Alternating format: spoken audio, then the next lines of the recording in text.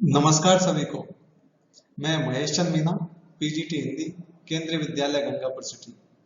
आज हम कक्षा 11वीं एवं 12वीं की हिंदी की पाठ्य पुस्तक अभिव्यक्ति और माध्यम से आलेख लेखन का अध्ययन करेंगे।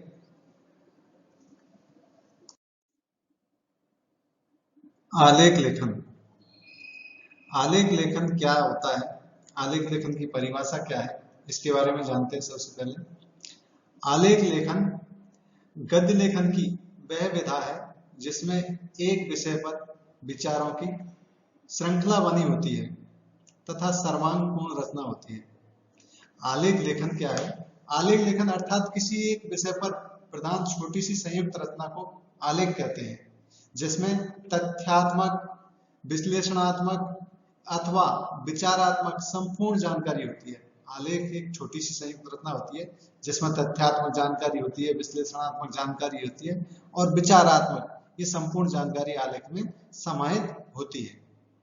आलेख में किसी विषय को लेकर उसकी समीक्षा की जाती है, उसके गुण दोष बताए जाते हैं और उसे पाठक के सामने रोचक रूप में प्रस्तुत किया जाता है। हम निबंध लेखन भी करते हैं, लेकिन आलेख संक्षिप्त होना चाहिए। आलेख क्या है? संक्षिप्त होना चाहिए। इसे हम निबंध का संक्षिप्त रूप भी कह सकते हैं। आलेख निबंध से छोटा होता है। आलेख निबंध का संक्षिप्त रूप हम इसको कह सकते हैं।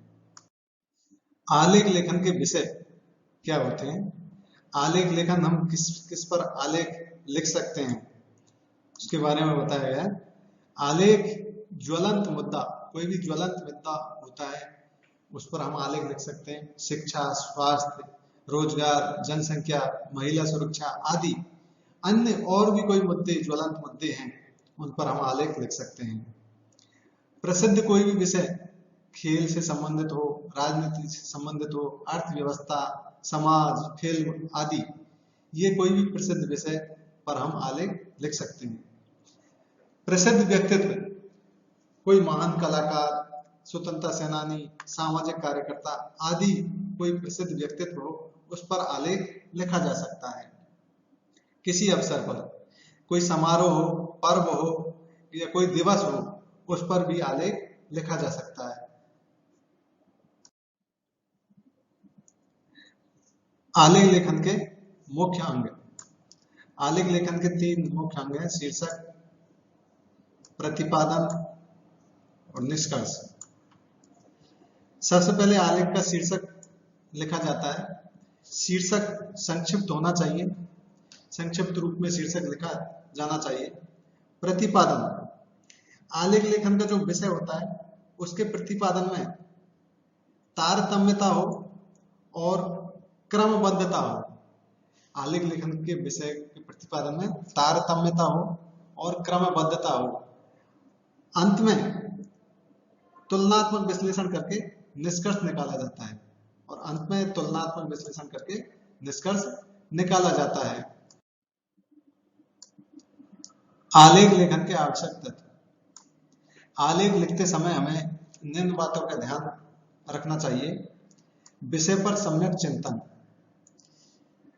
आलेख लिखने से पहले विषय का अध्ययन, चिंतन, मनन और विश्लेषण करना आवश्यक है। विषय पर सम्यक चिंतन किया जाना चाहिए। विषय पर संबंधित आंकड़ों, प्रमाण पत्रों आदि का संकलन। विषय वस्तु से संबंधित आंकड़े या अन्य सामग्री, उनको एकत्रित कर लिया जाए और उन्हें आलेख लिखते समय उचित स्थान दिया जाना चाहिए। अगला है रूपरेखा में श्रृंखलाबद्धता जरूरी। आलेख लेखन श्रृंखलाबद्ध होना चाहिए और वाक्य छोटे हों। एक परिच्छेद में एक भाव व्यक्त किया जाना चाहिए। एक परिच्छेद में एक भाव व्यक्त किया जाना चाहिए। भाषा सहज, सरल व रोचक। आलेख की भाषा सरल हो, जो आसानी से समझ में आ सके। इसकी भाषा रोचक और आकर्षक होनी चाहिए। पाठक को इसकी भाषा रुचिपूर्ण लगे, जिससे पाठक इसको, आलेख को रुचिपूर्ण पढ़ सके। विरोधाभासी तथ्यों से बचाव। आलेख एक विषय पर तथ्यात्मक, विश्लेषणात्मक और विचारात्मक जानकारी होती है। इसमें कल्पना का कोई स्थान नहीं होता।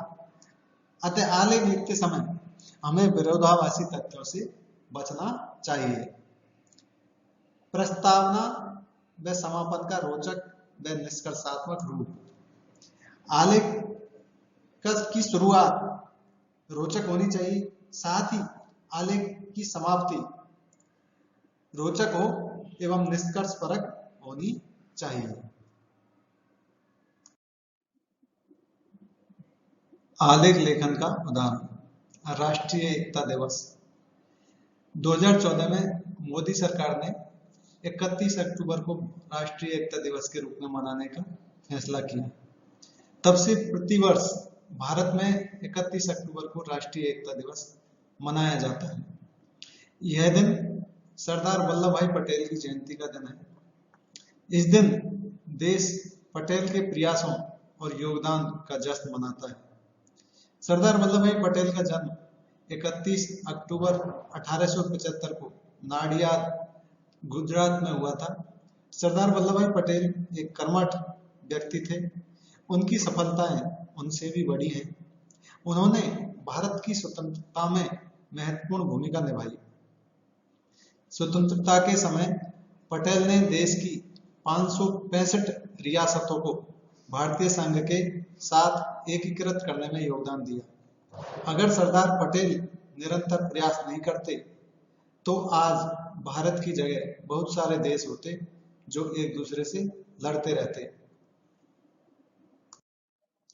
सरदार पटेल भारत के पहले उप प्रधानमंत्री और पहले गृह मंत्री बने।